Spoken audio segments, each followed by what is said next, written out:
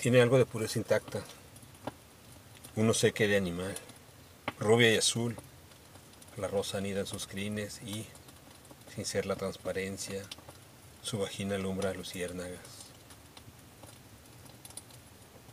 ¿Quién talla este cristal suspenso de una hebra de pavesas?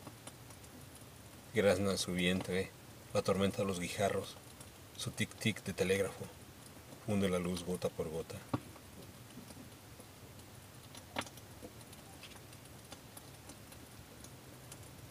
Fogata.